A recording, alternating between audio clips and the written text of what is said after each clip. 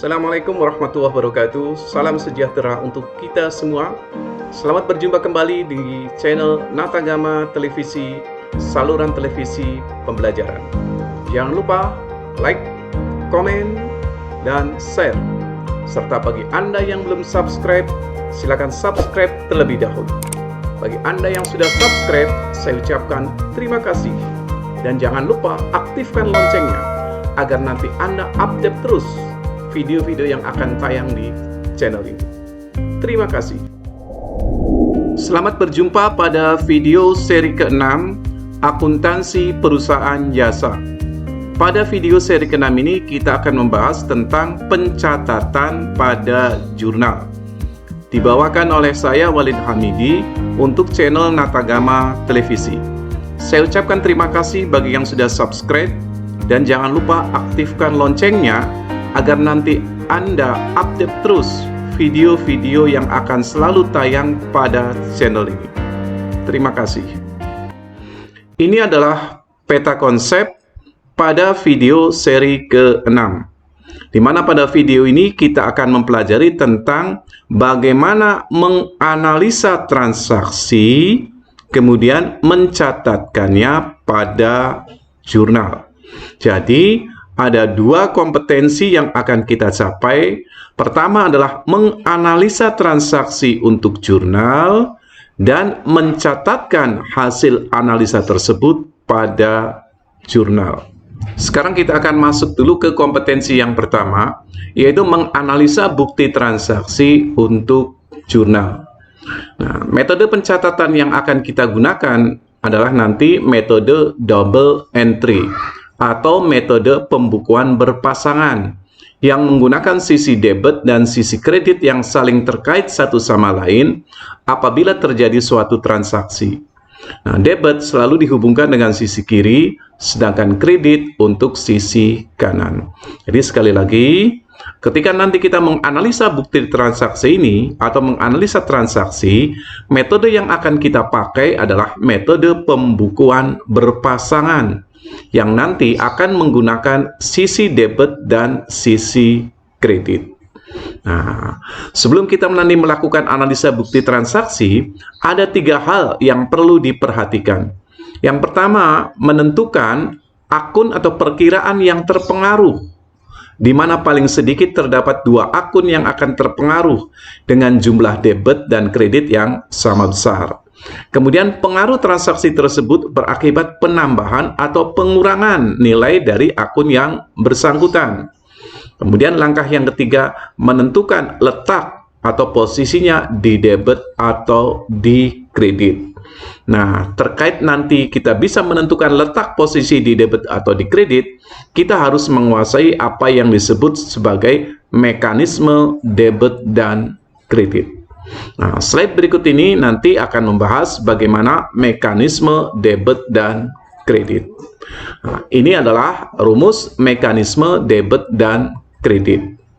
Di sini ada kelompok akun. Ada 5 kelompok akun: kelompok harta, kelompok utang, kelompok modal, kelompok pendapatan, dan kelompok beban. Kemudian kolom berikutnya adalah bertambah. Artinya ketika akun ini bertambah, kemudian berkurang. Nah, kemudian saldo normal. Artinya normalnya itu saldonya nanti di mana? Nah, kita lihat satu persatu. Harta itu kalau bertambah posisinya nanti di sebelah debit. Apabila ada pengurangan harta, nanti kita mencatatnya di sebelah kredit. Nah, saldo normal dari harta itu di debit. Artinya nanti kalau harta itu tidak bersaldo di debit, ada sesuatu yang tidak normal. Artinya ada kesalahan dalam pencatatan. Jadi itu maksud dari saldo normal. Harta normalnya nanti bersaldo di debit. Kemudian utang. Utang itu kalau bertambah nanti kita akan mencatatnya di sebelah kredit. Ketika berkurang mencatatnya di debit. Saldo normal dari utang itu ada di kredit. Modal ketika bertambah di kredit, ketika berkurang nanti di debit. Nah, ketika saldo normal dari modal itu di kredit. Nah, pendapatan Kalau bertambah, nanti kita akan mencatatnya di sebelah kredit.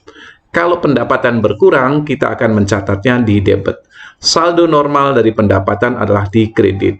Nah, kemudian beban, kalau bertambah di debit, kalau berkurang nanti saldonya di kredit, kemudian saldo normal dari beban itu di sebelah debit. Nah, ini harus kita hafalkan. Sebenarnya menghafalkannya cukup mudah. Harta dan beban itu kalau bertambah di debit. Yang lainnya itu kalau bertambah di kredit. Berkurang adalah lawannya. Harta kalau bertambah di debit, maka kalau berkurang di kredit.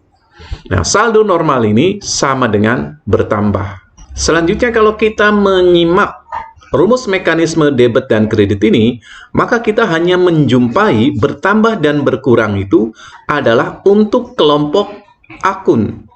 Kita tidak menemukan nama akun di sini. Maka nanti kita harus mampu menyimpulkan sendiri.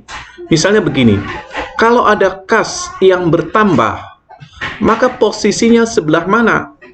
Apakah debit atau kredit? Nah, karena kas itu kelompok harta, nanti kalau ada kas yang bertambah, maka posisinya sebelah debit. Kalau ada kas yang berkurang, posisinya sebelah kredit. Oke, pahami betul itu. Tanpa Anda menguasai mekanisme debit dan kredit, Anda tidak akan mampu melakukan analisa transaksi pada model atau metode pembukuan berpasangan. Selanjutnya nanti kita akan masuk nih ke contoh bagaimana menganalisa transaksi dengan menggunakan mekanisme debit dan kredit. Nah, contoh yang pertama, pada tanggal 1 Agustus, Arif menginvestasikan dana sejumlah 50.000 ke dalam perusahaan yang baru dibentuknya. Maka kalau kita menjumpai transaksi seperti ini, kita bertindak seolah-olah sebagai akuntan atau sebagai bendahara dari perusahaannya Arif ini. Nah, maka kalau kita menjumpai transaksi seperti ini, kita menganalisanya, ada investasi dari Arif. Akun apa yang digunakan dari kalimat ini? Akunnya adalah akun modal. Nah, kemudian apa yang diinvestasikan oleh Arif? Yaitu dana. Maka ada akun kas. Kasnya bertambah. Kemudian modal Arif juga bertambah. Nah, sekarang kita analisa dengan menggunakan mekanisme debit dan kredit. Maka analisanya seperti ini. Kas bertambah 50.000. Yang akan dicatat di sebelah debit. Kenapa dicatat di sebelah debit? Karena kas ini bertambah, dan kas itu adalah bagian atau kelompok dari harta. Harta itu kalau bertambah, posisinya di sebelah debit. Nah, kemudian akun pasangannya, sekali lagi karena kita menggunakan model pembukuan berpasangan, maka setiap akun ini ada pasangannya. Apa pasangannya tadi? Pasangannya adalah modal Arif. Modal Arifnya adalah bertambah, karena tadi ada investasi dari Arif. Nah, modal Arif ketika bertambah, posisinya ada di sebelah kredit. Karena ini termasuk kelompok modal. Yang kalau bertambah posisinya ada di sebelah kredit. Paham? Contoh berikutnya, contoh transaksi yang kedua, tanggal 5 Agustus, perusahaan membeli sejumlah perlengkapan kantor senilai 150.000 secara kredit. Nah, sekarang kita analisa ini, apa akun yang terpengaruh terlebih dahulu? Pertama, di sini ada akun perlengkapan kantor. Membeli perlengkapan kantor, maka ada akun perlengkapan kantor. Dengan membeli, maka perlengkapannya bertambah. Jadi ada perlengkapan kantor yang bertambah. Kemudian secara kredit, maka ada akun utang. Ya, dalam hal ini adalah utang dagang atau utang usaha. Dengan membeli secara kredit, maka utangnya itu bertambah. Nah, sekarang bagaimana kita mencatatnya? Pertama, perlengkapan kantor bertambah 150.000 yang akan dicatat di sebelah debit. Kenapa dicatatnya di sebelah debit? Karena perlengkapan kantor ini termasuk kelompok harta. Di mana harta itu kalau bertambah posisinya ada di debit. Kemudian akun pasangannya adalah dari kalimat sini tadi, secara kredit, maka menggunakan akun utang usaha. Utang usahanya bertambah. Nah, kemudian utang ini kalau bertambah kita catat di sebelah kredit. Nah, kita perhatikan di sini bahwa sekali lagi setiap transaksi itu akan dicatat secara berpasangan. Ada debitnya dan ada kreditnya. Lanjut ya, contoh berikutnya, transaksi yang ketiga, dibayar gaji pegawai 100.000. Maka akibat dari transaksi ini ada uang kas yang keluar, dibayar, maka ada akun kas. Kasnya berkurang karena untuk membayar ini ada pengeluaran dari perusahaan untuk membayar. Untuk apa tadi keluarnya? Untuk gaji pegawai. Maka akun yang kedua adalah beban gaji, di mana beban gajinya menjadi bertambah karena ada pembayaran tadi. Nah, maka kita mencatat analisanya seperti ini. Kas berkurang itu ditaruh di sebelah kredit. Kenapa ditaruh di sebelah kredit? Karena kas ini termasuk kelompok harta, di mana harta itu kalau berkurang posisinya ada di sebelah kredit. Nah, akun pasangannya tadi adalah akun beban gaji. Dari kalimat tadi dibayar gaji pegawai. Nah, beban gajinya begitu terjadi pembayaran, maka beban gaji itu bertambah. Nah, beban gaji atau beban yang bertambah itu posisinya di sebelah debit. Nah, contoh berikutnya transaksi yang keempat, dibeli peralatan 50.000 dengan nota kontan nomor 12. Maka kita menganalisanya dengan membeli peralatan, ada akun peralatan yang bertambah. Kemudian ada kalimat nota kontan. Nah, Anda pelajari lagi nanti tentang bukti-bukti transaksi. Kalau menggunakan buktinya nota kontan, artinya transaksi ini dilakukan secara tunai. Maka nanti ada akun kas. Dengan membeli, maka kasnya itu berkurang. Nah, kita mencatatnya seperti ini. Peralatan bertambah di sebelah debit, karena peralatan juga termasuk kelompok harta, di mana harta kalau bertambah ada di sebelah debit. Kemudian kasnya itu berkurang, karena tadi membeli mengeluarkan uang, maka kasnya berkurang. Kas berkurang kita catat di sebelah kredit, 50.000. Kenapa dicatat di sebelah kredit? Karena kas ini termasuk kelompok harta, di mana harta kalau berkurang ada di sebelah kredit. Oke, selanjutnya nanti kita akan belajar bagaimana mencatat hasil analisa transaksi tadi dalam format yang namanya jurnal. Apa itu jurnal? Jurnal didefinisikan sebagai alat untuk mencatat transaksi keuangan perusahaan yang dilakukan secara kronologis. Apa maksudnya kronologis? Kronologis itu berdasarkan urutan waktu atau tanggal terjadinya transaksi, dengan menunjukkan akun yang didebet atau dikredit beserta jumlahnya masing-masing, di mana jumlah pada sisi debit harus sama dengan jumlah pada sisi kredit. Nah, dengan melihat kalimat ini, maka jurnal juga, pencatatan pada jurnal itu menggunakan metode pembukuan yang berpasangan, di mana nanti ada sisi debit dan sisi kredit. Nah, apa fungsi jurnal? Fungsi yang pertama adalah fungsi pencatatan, di mana jurnal akan mencatat semua transaksi berdasarkan dokumen atau bukti transaksi yang ada.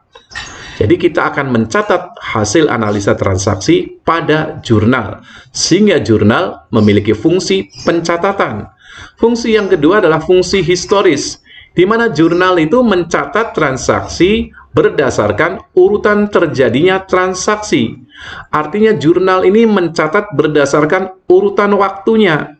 Nah, sehingga di sini jurnal memiliki fungsi historis.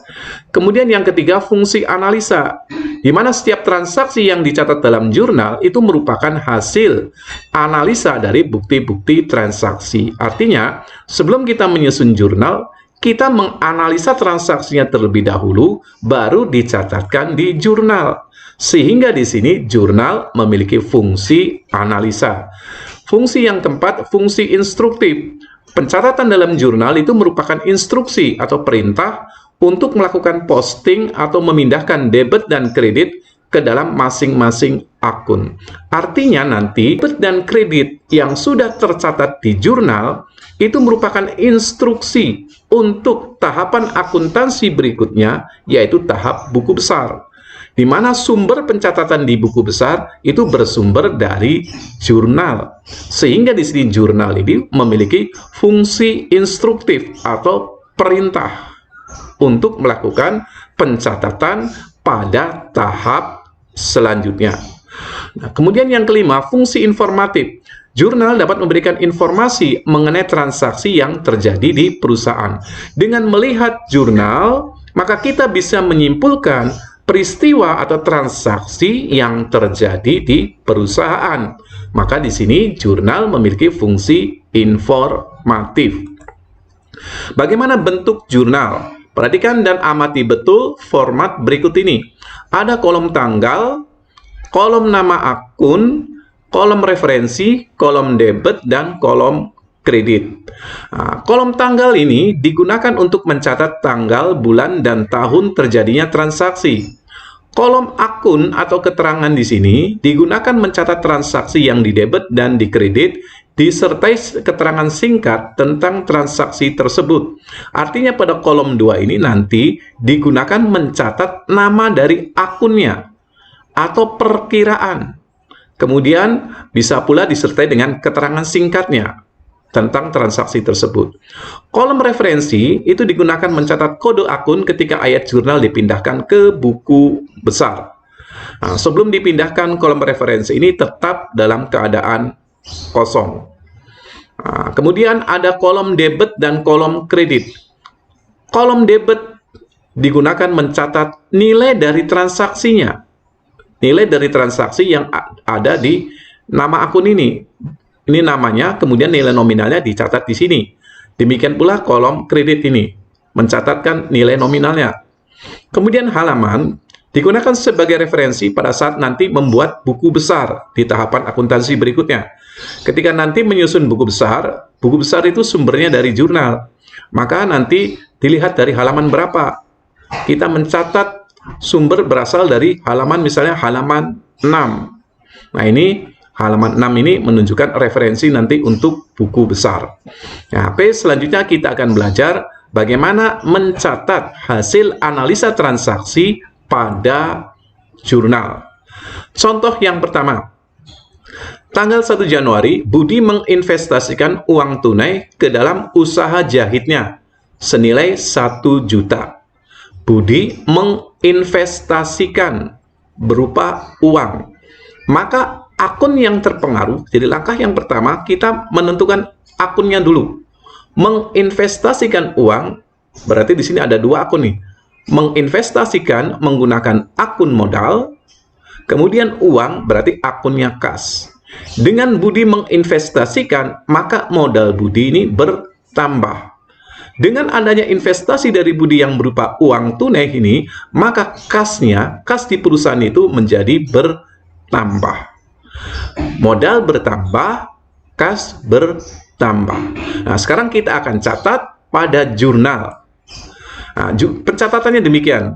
Tanggalnya kita masukkan terlebih dahulu, kemudian kita catat nama akunnya. Apa yang kita dahulukan? Apakah kas dulu atau modal Budi dahulu? Nah, kita dahulukan yang debit dulu. Dalam hal ini kas. Kas bertambah 1 juta, kita mencatatnya di kolom sebelah debit. Kenapa dicatat di sebelah debit? Karena kas ini termasuk kelompok harta. Harta kalau bertambah posisinya di sebelah debit. Maka kita dahulukan nih yang debit terlebih dahulu. Baru kemudian kita catat akun berikutnya adalah akun modal Budi. Nah, modal Budi bertambah juga. Di mana modal kalau bertambah kita mencatatnya sebelah kredit. Jadi sekali lagi pencatatannya dahulukan yang debit dulu, baru yang dicatat di sebelah kredit. Kemudian pencatatannya di sini untuk yang sebelah kredit itu agak menjorok ke arah sebelah kanan. Jadi jangan dituliskan sejajar dengan kas di sini, tapi agak masuk ke sebelah kanan. Oke, paham itu ya? Lanjutkan nih ke contoh yang kedua. Januari tanggal 2 dibeli sebuah mesin jahit dari toko maju seharga 750.000 yang akan dibayar 3 bulan lagi. Ada beberapa akun. Pertama di sini dibeli sebuah mesin jahit. Mesin jahit ini sudah berupa nama akun. Dengan membeli, maka mesin jahit ini bertambah. Dari kalimat dibayar 3 bulan lagi, maka ada akun utang, di mana utangnya menjadi bertambah. Karena membeli belum dibayar, maka utang kita bertambah. Nah, kemudian mana yang debit dan mana yang kredit? Nah, kita lihat sini, langsung kita catat di jurnal. Tanggal 2, apa yang debit? Mesin jahit itu termasuk kelompok harta. Harta ketika bertambah posisinya di sebelah debit. Jadi dengan membeli tadi mesin jahitnya bertambah, maka dicatat di sebelah debit karena ini termasuk kelompok harta, di mana harta kalau bertambah di sebelah debit. Dibayar 3 bulan lagi tadi kita menggunakan akunnya adalah akun utang atau utang usaha. Di sini utang kalau bertambah posisinya ada di sebelah kredit. Nah, sekali lagi, dahulukan yang debit, baru yang kredit. Nah, kemudian, pencatatan ini akan selalu menghasilkan nilai yang seimbang antara debit dan kredit. Debit 750.000, kredit juga 750.000. Jadi, pastikan ini selalu seimbang antara posisi debit dan kredit. Lanjut ke contoh berikutnya. Tanggal 3 dibeli secara tunai perlengkapan menjahit seharga 250.000. Maka kita menganalisisnya seperti ini. Dibeli secara tunai, maka ada akun kas. Kasnya bertambah atau berkurang. Kalau membeli berarti ada uang yang keluar, maka kasnya berkurang. Kemudian di sini kas berkurang itu untuk apa? Untuk membeli perlengkapan. Maka akun yang kedua adalah akun perlengkapan. Dengan membeli, maka perlengkapan ini menjadi bertambah. Nah, ketika dicatat di jurnal seperti ini. Tanggal 3, kita dahulukan perlengkapan dahulu. Kenapa? Karena ini perlengkapan posisinya ada di sebelah debit. Perlengkapan itu termasuk kelompok harta yang ketika bertambah posisinya ada di sebelah debit. Kemudian akun yang kedua adalah akun kas, di mana kasnya menjadi berkurang karena membeli tadi. Nah, kas ketika berkurang posisinya ada di sebelah kredit. Oke, lanjut ke contoh berikutnya. Januari tanggal 5 menyelesaikan pekerjaan menjahit 3 setel pakaian dan diterima ongkos menjahit sebesar 225.000. Dari kalimat menyelesaikan pekerjaan, maka kita menyimpulkan ada akun yang namanya pendapatan jasa. Pendapatan jasanya bertambah. Karena menyelesaikan pekerjaan, maka pendapatan jasa bertambah. Dari kalimat diterima ongkos menjahit, maka ada akun kas. Kasnya juga bertambah. Nah, sekarang kita catat di jurnal. Tanggalnya tanggal 5. Kemudian pertama sekali lagi dahulukan yang debit, kas dulu. Karena kas ketika bertambah posisinya ada di debit. Kenapa posisinya di debit? Karena kas itu harta. Di mana harta kalau bertambah posisinya di debit. Kemudian pendapatan jasa yang bertambah ditaruh di sebelah mana? Apakah debit atau kredit? Nah, kalau kita kebingungan seperti itu, pastikan kalau yakin mencatat yang pertama ini di debit, maka yang kedua itu pasti ada di sebelah kredit. Kenapa? Karena tidak mungkin dua-duanya itu ada di debit. Nah, pendapatan jasa ketika bertambah itu posisinya ada di sebelah kredit. Karena pendapatan itu ketika bertambah posisinya di sebelah kredit. Sekali lagi, hafalkan itu rumus mekanisme debit dan kredit. Berikutnya, Januari tanggal 6 membayar sewa tempat usaha sebesar 300.000 untuk jangka waktu sebulan. Membayar sewa, maka ada uang kas yang keluar. Uang kas yang keluar ini untuk apa? Untuk membayar sewa. Maka akun yang kedua adalah beban sewa. Beban sewa atau sewa dibayar di muka. Nah, ada kalimat lain di sini yang perlu kita garis bawahi. Jangka waktunya sebulan. Artinya pengeluaran uang ini tidak sampai melewati periode berikutnya. Artinya kalau tidak sampai melewati periode berikutnya, maka kita nanti mencatatnya menggunakan akun beban. Nah, jadi beban ya, kas yang berkurang, dan nanti ada akun yang kedua adalah beban sewa. Nah, kita catat di jurnal seperti ini. Januari tanggal 6, pertama, beban sewa dulu. Dari kalimat di sini, membayar sewa untuk jangka waktu sebulan, maka ada akun beban sewa. Beban sewanya ditaruh di mana? Beban itu kalau bertambah, ditaruh di sebelah debit. Kemudian tadi ada gunakan akun yang kedua adalah akun kas. Jadi pasangannya adalah kas. Kasnya di mana? Kasnya ada di sebelah kredit. Kenapa? Karena kas kalau berkurang posisinya ada di sebelah kredit. Kenapa kas berkurang posisinya di sebelah kredit? Karena kas adalah harta. Di mana harta kalau berkurang ada di sebelah kredit.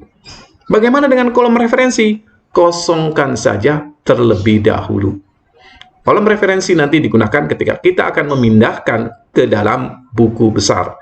Dan ini juga kurang relevan kalau kita menggunakan pencatatan secara manual. Oke? Januari tanggal 8 membayar biaya keamanan untuk bulan Januari sebesar 20.000. Maka pencatatannya demikian, tanggal 8, nama akun yang digunakan biaya keamanan. Dari kalimat membayar biaya keamanan, maka kita menggunakan akun beban keamanan, di mana dengan membayar maka bebannya itu bertambah. Beban bertambah, kita taruh di sebelah debit, karena kelompok beban itu kalau bertambah di sebelah debit. Kemudian pasangannya apa? Bingung, oh nggak ada pasangannya. Jelas salah kalau nggak ada pasangannya, karena namanya juga pembukuan berpasangan. Setiap akun punya pasangan. Kamu punya pasangan nggak? Kasihan jomblo. Nah, pasangannya itu adalah kas. Nah, kas ini kalau berkurang posisinya ada di sebelah kredit.